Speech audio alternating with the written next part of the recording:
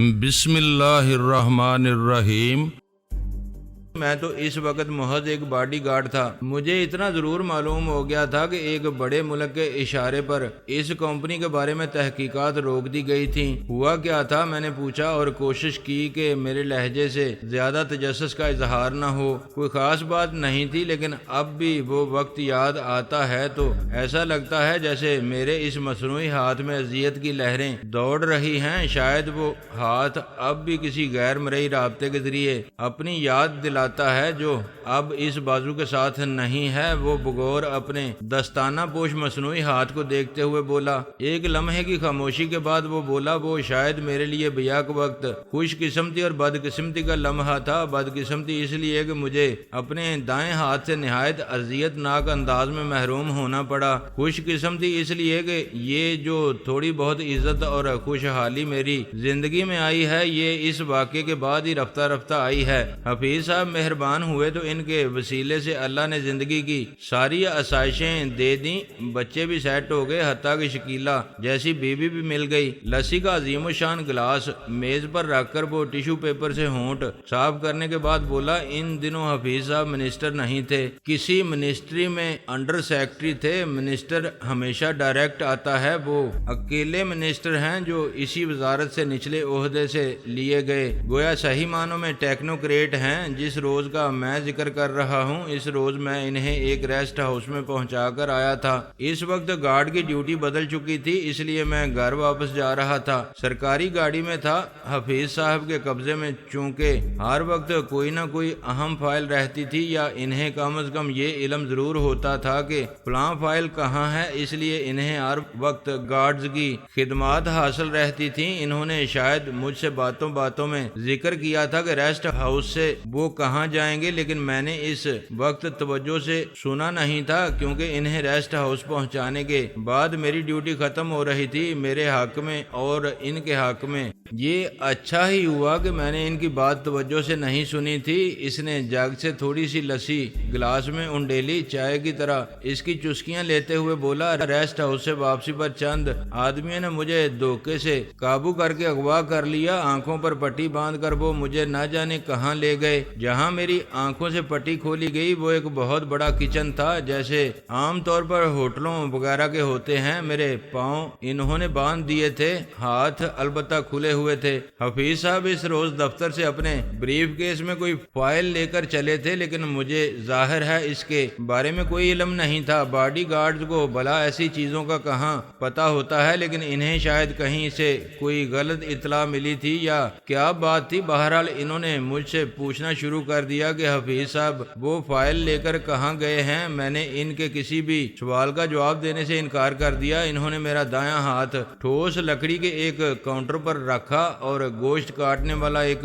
بھاری چاپر اٹھا کر چوڑے رخ سے اس پر مارا۔ میں نے اپنے ہاتھ کی ہڈیاں ٹوٹنے کی آواز سنی۔ وہ ایک لمحے کے لیے خاموش ہو کر گویا میرے چہرے پر کوئی رد عمل تلاش کرنے لگا۔ میں خاموش بیٹھا ایک ٹک اس کی طرف دیکھ رہا تھا۔ وہ بولا، میں نے بہت چیخیں ماری، لیکن ایسا معلوم ہوتا تھا کہ وہاں دور دور تک میری آواز سننے والا کوئی نہیں تھا۔ وہ چاپر کا ایک بار کر کے میری ہڈیوں کو مزید چورا بناتے، پھر پوچھتے، حفیظ صاحب اس وقت کہاں ہیں؟ میں اپنے ہاتھ کا ملغوبہ بنتے دیکھ رہا تھا اور چیخیں مار رہا تھا، ذبح ہوتے ہوئے بکرے کی طرح ڈکرا رہا تھا، لیکن وہ گویا میری آوازیں سن ہی نہیں رہے تھے۔ انہیں صرف اپنے سوال کے جواب سے غرض تھی، بار بار وہ اپنا سوال دہرائے جا رہے تھے۔ ہاتھ کا بالکل ملغوبہ بن گیا تو وہ اس سے ذرا اوپر کلائی کی طرف آ گئے۔ سچی بات ہے، میں آپ سے حقیقت نہیں چھپاؤں گا، اذیت کی شدت کے باوجود میں بے ہوش بھی نہیں ہو رہا تھا اور اذیت میرے لیے ناقابل برداشت تھی۔ آخرکار میں نے انہیں بتا دیا کہ میں نے کافی دیر پہلے حفیظ صاحب کو ریسٹ ہاؤس میں چھوڑا تھا۔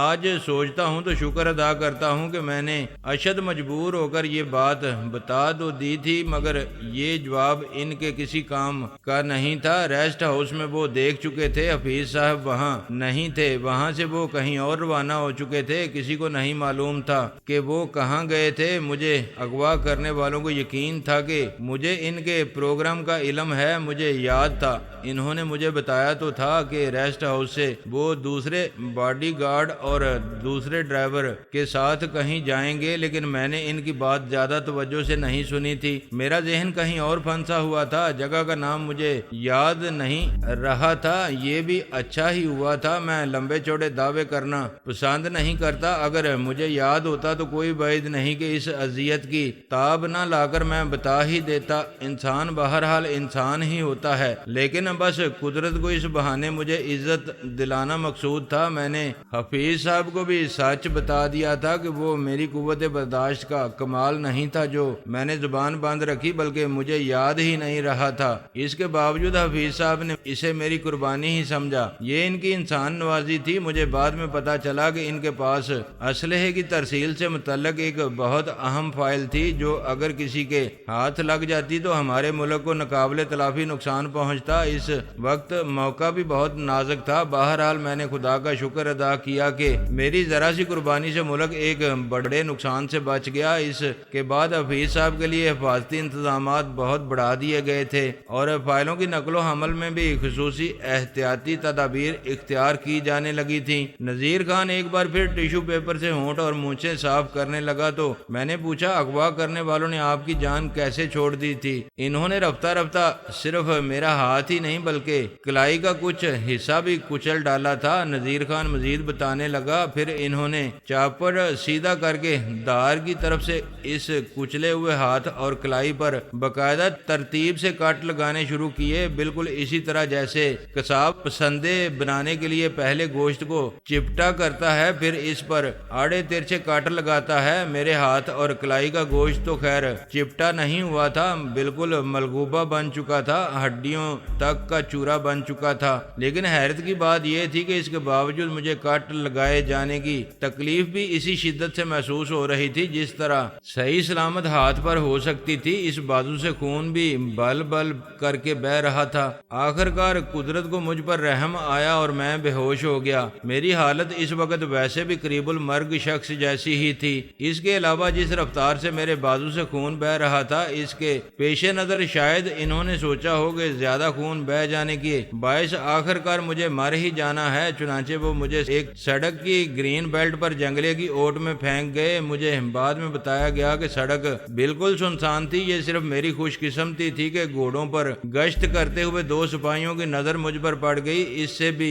زیادہ خوش قسمتی یہ تھی کہ ان میں سے ایک سپاہی مجھے پہچانتا تھا، اس لیے اس نے مجھے اٹھا کر ہسپتال پہنچانے میں کچھ زیادہ مستعدی دکھا دی، ورنہ عین ممکن تھا کہ وہ دونوں صلاح مشورے میں مصروف رہتے اور میں اس دنیا سے رخصت ہو جاتا، کیونکہ ہسپتال والوں نے بتایا تھا کہ اگر مجھے وہاں پہنچنے میں مزید چند منٹ کی تاخیر ہو جاتی تو میرا بچنا مشکل تھا۔ بس اس واقعے کے بعد سے ہی حفیظ صاحب سے بہت ہی قریبی تعلقات چلے آ رہے ہیں۔ یہ ان کا ظرف اور وضاحداری ہے کہ وزیر خارجہ بننے کے بعد بھی انہوں نے ان تعلقات میں فرق نہیں آنے دیا۔ انہوں نے ہی مجھے اپنے ساتھ امریکہ لے جا کر یہ مصنوعی ہاتھ لگوایا۔ انہوں نے ہی مجھے ایسی نوکری دلائی جس کا میں کبھی تصور بھی نہیں کر سکتا تھا۔ سب سے بڑھ کر میرے لیے وہ عزت و اہمیت ہے جو وہ مجھ جیسے حقیر آدمی کو دیتے ہیں۔ کوئی چیز اس عزت و اہمیت کی متبادل نہیں ہو سکتی۔ مجھے اپنے ہاتھ سے ضرور ہاتھ دھونا پڑا، لیکن انہوں نے مجھے یہ صدمہ اور محرومی بلا دی۔ آپ نے ان لوگوں کی شکلیں دیکھی تھی جنہوں نے آپ کو اغوا کیا تھا؟ میں نے پوچھا۔ جی ہاں، ان میں سے تو کسی خبیث نے نقاب تک پہننے کی زحمت نہیں کی تھی۔ ایسا معلوم ہوتا تھا جیسے انہیں کسی کا خوف نہیں تھا۔ ان میں سے ایک سفید فام تھا، باقی چار دیسی ہی تھے، نذیر خان نے بتایا۔ سفید فام کس ملک کا باشندہ معلوم ہوتا تھا؟ میں نے دریافت کیا۔ میں زیادہ پڑھا لکھا آدمی نہیں ہوں چودھری صاحب، میں ان لوگوں میں سے ہوں جنہیں سارے سفید فام ہی انگریز معلوم ہوتے ہیں۔ آپس میں وہ سارے ہی انگریزی میں بات کر رہے تھے، مجھ سے اردو میں بات کرتے تھے۔ سفید فام تو مجھ سے کوئی بات ہی نہیں کی، وہ جو بھی بات کرنا چاہتا تھا مقامی لوگوں سے انگریزی میں کرتا تھا، وہ آگے مجھ سے اردو میں کرتے تھے، حالانکہ مجھے سفید فام کی زبانی انگریزی ہی میں بات سمجھ میں آ جاتی تھی، مگر وہ गोया मेरे लिए तर्जमा करना जरूरी समझते थे। फिर वो गोया इस वक्त को याद करते हुए झुरझुरी सी लेकर बोला, चौधरी साहब, एक अजीब सी बात मैंने ये महसूस की थी कि सफेद फार्म मुझसे नजर नहीं मिला रहा था, हालांकि मेरे लिए बाकी लोगों की तरह वो भी अजनबी था। मैंने इससे पहले कभी इसे देखा था न इसके बाद वो जिंदगी में कभी मुझे नजर आया, मगर ऐसा मालूम हो रहा था जैसे वो मुझसे शर्मिंदा था कि मुझ पर सख्ती की जा रही थी। सारी कार्रवाई हमारे देसी भाइयों ने अंजाम दी। मेरे हाथ का कीमा इन्होंने ही बनाया और बिला हिचकिचाहट बनाया। सफेद फार्म ने मुझे हाथ तक नहीं लगाया, बल्कि हाथ का कीमा बनने के दौरान तो वो सर झुकाए खड़ा रहा जैसे इसे अफसोस हो रहा हो कि बात यहाँ तक पहुँच गई। लेकिन कार्रवाई का इंचार्ज वही मालूम हो रहा था। जी हाँ, मगर मुद्दई सुस्त गवाह चुस्त वाला मामला मालूम हो रहा था। जितनी मुस्तैदी से हमारे देसी भाई कार्रवाई अंजाम दे रहे थे, इतनी शायद इसे भी तवक्को नहीं थी। मेरा ख्याल है मुझे बेहोशी की हालत में फेंकवाया भी शायद सफेद फार्म ने ही हो, वरना अपने देसी भाई तो शायद मेरा एड़ी से चोटी तक ही कीमा बनाने का इरादा रखते थे। इन लोगों से भी कोई जिंदगी में दोबारा मुझे नजर नहीं आया आज तक। क्या वो जगह, वो किचन तलाश करने की कोशिश नहीं की गई? मैंने पूछा। की गई, लेकिन इस सिलसिले में कोई रहनुमाई नहीं कर सकता था, क्योंकि मुझे आंखों पर पट्टी बांधकर वहां ले जाया गया था। आंखों से पट्टी हटी तो मैं इस बंद किचन में खड़ा था। वहां से फिर मुझे बेहोशी की हालत में ही निकाला गया और जहां ले जाकर फेंका गया वो जगह वहां से ना जाने कितनी दूर थी। बहरहाल मुझे चूंकि इस पर किसी होटल के किचन का गुमान गुजरा था, इसलिए मुझे बहुत से होटलों के किचन ले जाया गया, मगर इनमें से कोई भी वो किचन नहीं था। फिर ये कोशिश तर्क कर दी गई, क्योंकि वो किसी मकान का किचन भी हो सकता था। माशाल्लाह, हमारे शहर में ऐसी ऐसी कोठियां और बंगले मौजूद हैं जिनके किचन 5 स्टार होटलों के किचन से ज्यादा बड़े और आलीशान हैं। महज किचन तलाश करते हुए किसी तक पहुंचना बड़ा मुश्किल था। फिर कुछ अरसे बाद तो मालूम नहीं क्यों इन्वेस्टिगेशन ही बंद कर दी गई थी। मुझे नहीं मालूम इस केस की फाइल का क्या बना। मैंने कभी हफीज साहब से पूछा भी नहीं। इसी तरह की बातों और फिर इधर उधर की गपशप में 2 घंटे गुजर गए। इस दौरान इसकी बीवी शकीला भी कुछ देर कमरे में आकर बैठी और इससे रस्मी सी गुफ्तगू रही। वो सोचों में डूबी रहने वाली बड़ी गहरी सी औरत मालूम होती थी। इसके बच्चे भी स्कूल जाते वक्त मुझसे मिलकर गए। इसके घर में मुझे एक अजीब से सुकून और अपनायत का एहसास हो रहा था। इसीलिए इतना वक्त बगैर किसी इस्तराब और एहसास से ज्यां के गुजर गया। आइडियल दुनिया में हकीकत के रूप में कम ही नजर आते हैं, लेकिन बहरहाल वो काफी हद तक एक आइडियल घराना था। आखिरकार नजीर खान ने खुद ही घड़ी देखकर दोबारा टेलीफोन घुमाने शुरू किए। कई नंबरों पर बात करने के बाद वो फोन रखते हुए बोला, लो जी, हफीज साहब गवर्नर हाउस पहुंच गए हैं। चंद घंटों के लिए वो गवर्नर साहब के मेहमान हैं। अपनी मुलाकातें भी इन्होंने वहीं रख ली हैं। आपको शायद मालूम ना हो कि गवर्नर साहब और हफीज साहब में पुरानी शनासाई है। हफीज साहब शादो नादर ही किसी से बेतकल्लफ होते हैं। कुछ लोगों से अगर हुए भी हैं तो वो पुरानी ही चली आ रही है। गवर्नर साहब गिनती के इन्हीं चंद लोगों में से एक हैं। आपकी गुफ्तगू से मुझे अंदाजा हुआ है कि हम इनसे मुलाकात के लिए जा सकते हैं। मैंने महज तस्दीक की खातिर कहा। जी हाँ, 11 बजे हमारी इनसे मुलाकात तय हो चुकी है। नजीर खान ने घड़ी देखकर मुस्कुराते हुए कहा, ये मुलाकात कितनी देर की होनी चाहिए? ये हमारी मर्जी पर मुनहसर होगा। मेरी सबसे आखिर में जो बात हुई है वो इनके पीए नसीम कुरैशी से हुई है। मैं सुन चुका था वो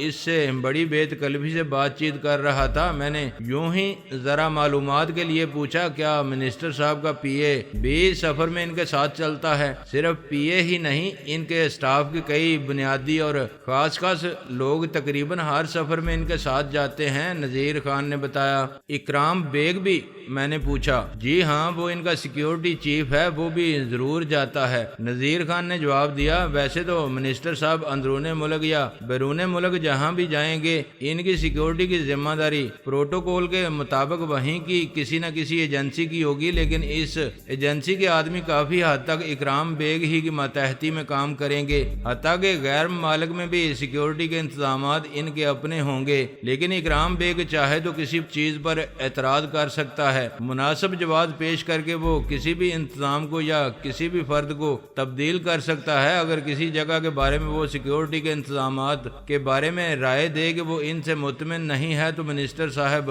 وہاں نہیں جائیں گے۔ بہت پرانا آدمی ہے منسٹر صاحب، قاعدے قوانین سے قطع نظر بھی اس پر بہت بھروسہ کرتے ہیں۔ پھر ایک لمحے کے توقف سے اس نے پوچھا، کیا آپ اسے جانتے ہیں؟ ارے نہیں، میں نے ٹھنڈی سانس لے کر کہا، اگر جانتا ہوتا تو آپ کو کیوں زحمت دیتا؟ میں نے کراچی میں اپنی کمپنی کے ریزیڈنٹ ڈائریکٹر شفیع شاہ کی زبانی اس کا نام سنا تھا۔ آپ کے ہوٹل میں تقریب سے پہلے کلیئرنس وہی دے گا۔ اچھا آدمی ہے، سینٹرل گورنمنٹ کا افسر ہے، CIA سے آیا ہے۔ پھر اس نے مسکراتے ہوئے وضاحت کی، امریکہ والی CIA نہیں، اپنی CIA۔ میں نے گھڑی دیکھتے ہوئے پوچھا، چلیں؟ ہاں، وہ اٹھتے ہوئے بولا، وقت تو ابھی کافی ہے لیکن ہم ذرا آرام سے چلیں گے۔ حفیظ صاحب جیسے لوگوں سے ملنے کے لیے وقت ویسے بھی 5-10 منٹ کی گنجائش رکھ کر نکلنا چاہیے۔ وقت کے بڑے پابند ہیں، زندگی کا بڑا حصہ دوسرے ملکوں میں ہی گزارا ہے نا۔ میں اپنی گاڑی میں نذیر خان کو ساتھ لے کر گورنر ہاؤس کی طرف روانہ ہوا۔ تمام تر سست رفتاری کے باوجود ہم چند منٹ پہلے ہی پہنچ گئے۔ پہلے تو گیٹ سے داخل ہوتے ہی ہماری زبردست تلاشی ہوئی۔ گاڑی کو بھی انجن کی نوک سے لے کر پچھلے فینڈر تک اچھی طرح ٹھوک بجا کر دیکھا گیا۔ عین ممکن تھا کہ تلاشی لینے والے ہماری گاڑی کے نیچے بھی گھس جاتے کہ سامنے سے ایک باوردی پولیس آفیسر مسکراتا ہوا آ گیا۔ وہ نذیر خان کو جانتا تھا۔ دونوں گلے ملے، گرم جوشی سے ایک دوسرے کی خیر و عافیت دریافت کی اور مجھ سے بھی تعارف ہوا۔ اس دوران تلاشی لینے والوں نے گاڑی کے نیچے گھسنے کا ارادہ شاید ملتوی کر دیا اور ہمیں گاڑی اس حصے میں پارک کرنے کی ہدایت کی جو مہمانوں کی گاڑیوں کے لیے مخصوص تھا۔ اس دوران داخلی ٹیلی فون وغیرہ پر یہ تصدیق کر لی گئی تھی کہ ہم بلائے گئے مہمان ہیں یا بن بلائے۔ پولیس آفیسر اور نذیر خان ایک دوسرے کے مختصر اور اپنے تازہ ترین حالات سے آگاہ کر چکے تو ہم آگے بڑھے اور کسی پلے گراؤنڈ سے زیادہ طویل و عریض خوبصورت اور پربہار سبزہ زار کے قریب سے گزرتے ہوئے ایک استقبالیہ ہال میں پہنچے۔ یہاں خاصا ہجوم سا تھا، بہت سے لوگوں کی آمد و رفت جاری تھی۔ ایک میز پر موجود شخص کو نذیر خان نے اپنی آمد کا مقصد بتایا۔ اس نے اندر کسی سے فون پر بات کی۔ اونچے ترے اور کلا والا ایک قدداور جوان جو یونیفارم میں تھا ہمیں ایک چھوٹے سے کمرے میں لے گیا جہاں ایک بار پھر نئے سرے سے ہماری تلاشی ہوئی، حتیٰ کہ دانت کا سراغ دینے والے میٹل ڈیٹیکٹر تک سے ہمیں سرتاپا چیک کیا گیا، جس نے میری جیب میں گاڑی کی چابیوں تک کی موجودگی پر شور مچا دیا اور مجھے وہ بھی نکال کر سیکیورٹی والوں کو دکھانا پڑی۔ مجھے اس حد تک تو نہیں، البتہ کسی نہ کسی حد تک اس تلاشی وغیرہ کے چکر کا پہلے ہی اندیشہ تھا، اس لیے میں ہر وقت اپنے ساتھ موجود رہنے والا مشین پسٹل، ٹانگ سے بندہ رہنے والا پتلا سا زہریلا خنجر اور ایک دوسری چھوٹی موٹی چیزیں احتیاطاً گھر ہی چھوڑ آیا تھا۔ میرا اور میرے آدمیوں کا بیشتر آتشی اسلحہ لائسنس یافتہ تھا، لیکن پھر بھی میرے پاس سے جو کچھ نکلتا اسے دیکھ کر تلاشی لینے والوں کو یقیناً تعجب ہوتا کہ شہر کے ایک بڑے اور معزز بزنس مین کو آخر خود اس قسم کی چیزیں اٹھائے پھرنے کی کیا ضرورت رہتی ہے۔ زیادہ ہی ضروری تھا تو میں اپنے لیے گارڈز وغیرہ رکھ سکتا تھا۔ اب ظاہر ہے ان لوگوں کے سامنے میں اپنے معاملات کی وضاحت تو نہیں کر سکتا تھا۔ اسی تنگ سے کمرے سے ہمیں راہداری کے ذریعے ایک گارڈ ہی کی رہنمائی میں ایک طویل و عریض صاف ستھرے اور آراستہ و پیراستہ کمرے میں بھیج دیا گیا۔ اس کی آرائش ایک شاندار ڈرائنگ روم کے طرز کی تھی۔ سیاہ شیروانی اور سفید شلوار میں ملبوس ایک ادیڑ عمر شخص نے اس کمرے میں ہمارا استقبال کیا۔ وہ بھی نذیر خان سے بہت گرم جوشی سے ملا۔ نذیر خان نے اسے میرا تعارف کرایا۔ وہ منسٹر صاحب کا PA نسیم قریشی تھا۔ اس نے ہم سے کچھ نہیں پوچھا کہ ہم کس سلسلے میں آئے ہیں، بس ہمیں صوفے پر بیٹھنے کا اشارہ کرتے ہوئے خوش قلقی سے بولا، آپ کو صرف 3-4 منٹ انتظار کی زحمت اٹھانا پڑے گی، منسٹر صاحب تشریف لا رہے ہیں۔ یہ کہہ کر وہ چلا گیا۔ ہم بیٹھ گئے۔ مجھے منسٹر صاحب سے وقت کی پابندی کی اتنی امید نہیں تھی، لیکن نذیر خان اور نسیم قریشی نے ٹھیک ہی کہا تھا۔ ٹھیک 3 منٹ بعد کمرے کا اندرونی دروازہ کھلا اور دھیمی سی آواز میں السلام علیکم کہتے ہوئے منسٹر صاحب اندر آ گئے۔ ہم اٹھ کھڑے ہوئے۔ منسٹر صاحب نے پہلے نذیر خان کا مصنوعی اور دستانہ پوش ہاتھ تھام کر خاصی گرم جوشی سے مصافحہ کیا۔ ایسا معلوم ہوتا تھا جیسے جیسے وہ سیاہ نائلون کے دستانے میں چھپے ہوئے پلاسٹک کے اس ہاتھ میں بھی خلوص کی حرارت محسوس کر رہے ہوں۔